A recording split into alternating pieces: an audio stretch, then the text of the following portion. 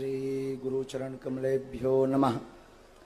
नमः गुरुभ्यो गुरुपादुकाभ्यो नमः परिभ्या परपादुकाभ्या आचार्य सिद्धेश्वर पादुकाभ्यो नमोस्तु सीतापति पादुकाभ्या गोस्पति कृतबारी सम्मस्की कृत राक्षसम रामायण महामालारत्नम वंदे अनिलात्मजम अंजनानंदनम वीरम जानकी शोकनाशनम कपीस्मक्षहंतारम वंदे लंका भयंकरम।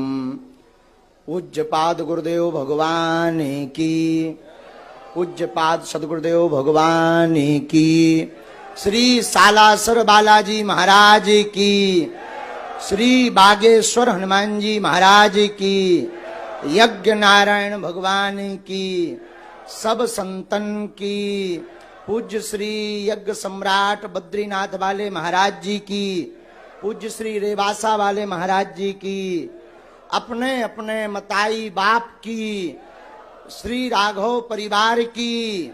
नमो राघवाय, नमो राघवाय, नमो राघवाय। सिया राममय सब जग जानी, करहु प्रणाम जोरी जुग पानी।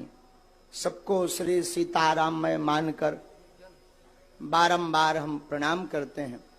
अब पूज्य गुरुदेव भगवान के सामने क्या बोलें, कहाँ गुरुदेव सदगुरुदेव भगवान सूर्य, और वर्तमान समय में यूं कहा जाए तो अतिशयोक्ति नहीं, सनातन धर्म की धुरी पूज्यपाद सदगुरुदेव भगवान हैं, जिन्होंने ऐसा सनातन का झंडा गाड़ दिया है जो अपने आप में एक ऐसा युग हो गया है।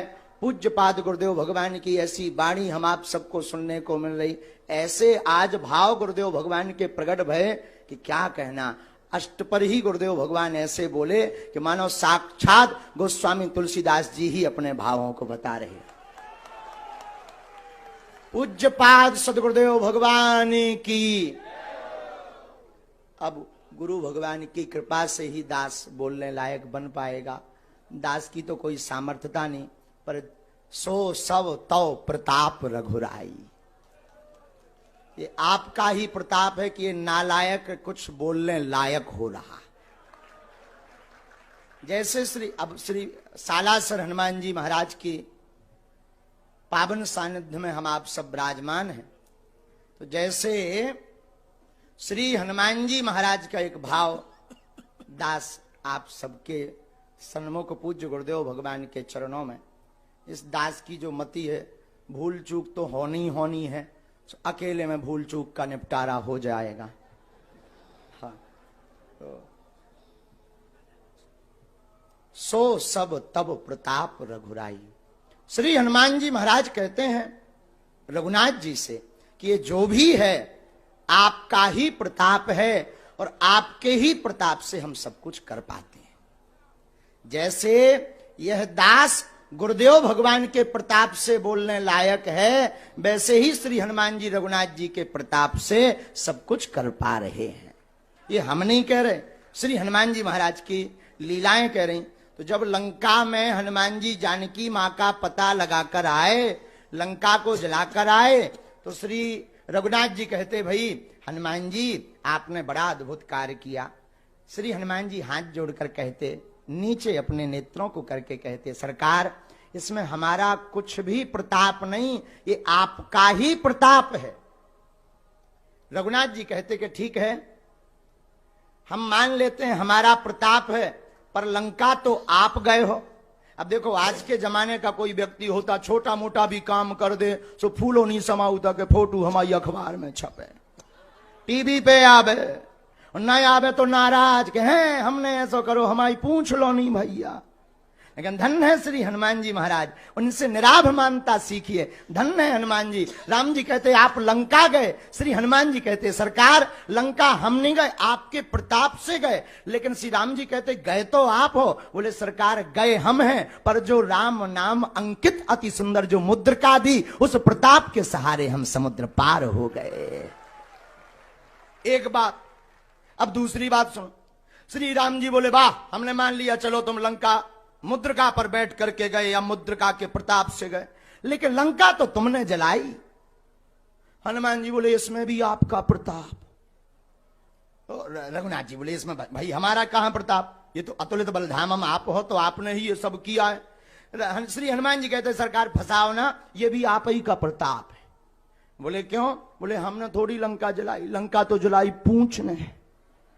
अब पूंछ हमारी थोड़ी है, पूंछ का मतलब होता है प्रतिष्ठा। जैसे हम लोग कहते ना भाई इनकी पूंछ तो इतने से दिल्ली तक है, तो पूंछ का मतलब पूंछ थोड़ी निकल आओ, पूंछ का मतलब प्रतिष्ठा है। हनुमान जी कहते आगे ही राघव मेरे हैं, पीछे है पूंछ रहस्य भारी, बंदर को भला पूछता कौन, प्रभु श्री राम से ही तो है पूंछ हमारी।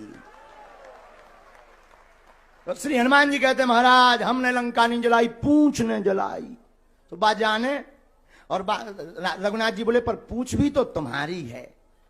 श्री हनुमान जी कहते पूंछ हमारी नहीं, हमारी पूंछ आपसे ही पूंछ हमारी है, लेकिन लंका तो तुमने जलाई, ये पहेलियां मत बुझाओ। तब श्री हनुमान जी कहते महाराज लंका सरकार लंका 5 लोगों ने जलाई। बोले नाम बताओ। बोले सीता के संताप ने, आपके प्रताप ने, रावण के पाप ने, ब्राह्मणों के श्राप ने, और हमारे बाप ने लंका को जलाया है। अच्छा चलो हमने मान लिया सीता का संताप समझ में आ गया, रावण का प्रताप समझ में आ गया, ब्राह्मणों का श्राप, लेकिन ये तुम्हारे बाप ये कौन है? अरे आप सुंदरकांड पढ़िए तो चले मरत 49, जो 49 प्रकार की पवने चली। हनुमान जी बोले इसीलिए जो है हमने लंका नहीं जलाई, इन 5 लोगों ने मिलकर जलाई। रघुनाथ जी कहते तब भी हम नहीं मानेंगे, इसमें भी तुम्हारा ही प्रताप है। श्री हनुमान जी कहते हमारा नहीं है सरकार, जिसने फोन लगाया वो जाने।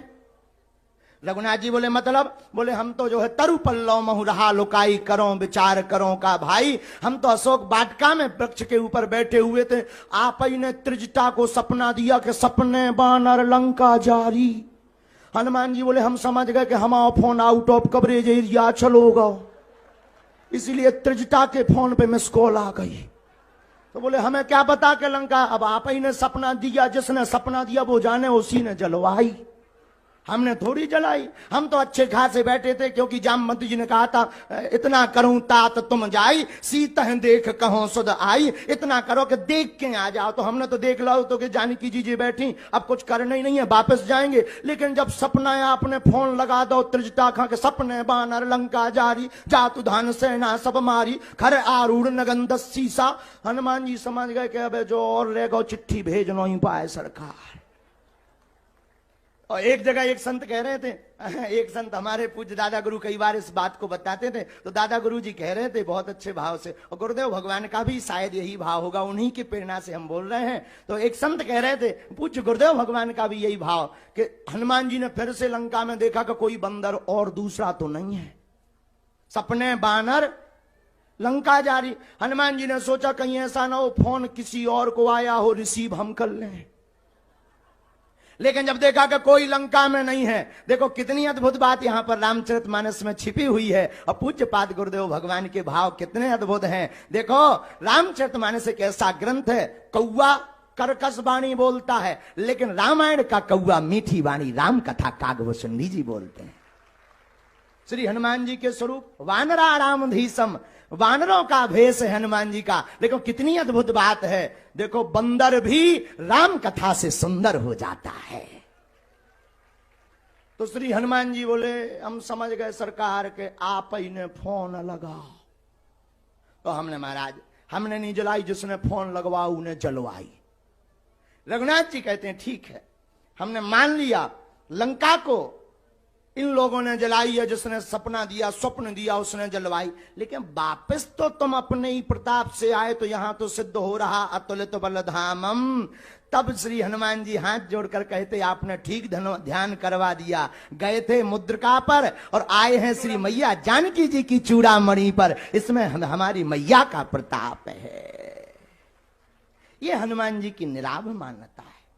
सब कुछ करने के बाद भी क्या कह रहे, सो सब तब प्रताप रघुराई। हनुमान जी मानो ये कहना चाह रहे हो कि करते हुए हम दिख रहे पर कर रहे रघुनाथ जी। उसी प्रकार करते हुए हमारे गुरु भाई, बड़े ज्येष्ठ गुरु भाई, उत्तराधिकारी राघव परिवार के करते हुए यह हम सब गुरु भाई दिख रहे पर करवा रहे पूज्य सदगुरुदेव भगवान, और इसी कारण से यह सब निर्विघ्न संपन्न हो रहा है। बोलो पूज्य पाद सदगुरुदेव भगवान की, अपने अपने मताई बाप की। तो ये गुरुदेव भगवान की कृपा प्रभाव से हम आप सब सालासर श्री हनुमान जी महाराज के चरणों में इस महानतम यज्ञ का आनंद ले रहे। और गुरुदेव भगवान ने आज कितनी बड़ी बात कही कि भारत के इतिहास की ऐसी यज्ञ है वशिष्ठ त्रेता युग के बाद पहली जो है निष्काम यज्ञ यहां पर दूसरी हो रही है। जोरदार ताली बजाकर इसको जन जन तक पहुंचाओ। आप लोग राजस्थान वाले हो, रोज आओ। राजस्थान के आदमी खम्मा गड़ीसा वाले बहुत खतरनाक होते हैं गुरुजी। राजस्थान के पेपर में एक बार एक प्रश्न आया गुरुजी, कहा कि अच्छा बताओ, क्वेश्चन की लिखा पेपर में कि बताओ भाई चुनौती किसे कहते हैं, चुनौती के बारे में बताइए विस्तार पूर्वक। राजस्थान का यही रहा होगा सीकर का एक विद्यार्थी, यहीं बैठे उसी में से चंगीलाल।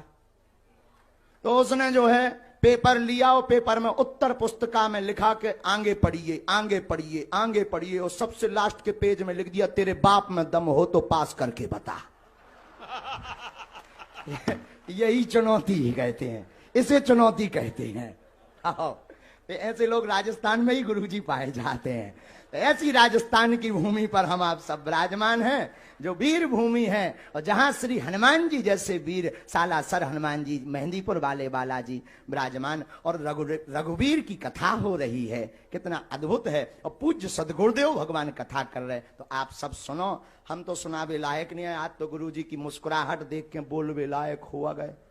आज लो नहीं बोले, नहीं था का पतो बीच में का धूमकेतु हो जाए। और दिन भर डर लगत रहा। तो आज तो लेके हमने देखो कि आज तो सिग्नल ठीक ठाक है, मुस्कुराहट बरकरार है, लालिमा एकदम चमक रही। और अच्छे अच्छे आने के बाद फिर गुरुजी ने 2 बेर नाम ले लो। बोले धीरन जी ये तुम्हारे ये भाव हैं। हम समझ गए कि अब गुरु बलवान है, चेला पहलवान बन जा। हम कहीं देर भली क्यों, सो हमें जैसे ही माइक मिलो सो बोलवे लायक जो बनो, टूटो फटो सो बोल दो। सब जने खूब प्रसन्न रहो, गुरुदेव भगवान के खूब दर्शन करो। और मोह तो आज जाने में दिन भर दिल्ली से चल के आओ, तो जाने खूब प्रसन्न रहो। देखो जिसके जिंदगी में गुरु का हाथ होता है वो हमारे जैसा नालायक भी कुछ बोलने लायक हो जाता है। और एक दिन निकल गो सो निकल गो। राजस्थान के पागलों से हम कहेंगे जो शेष है वही विशेष है।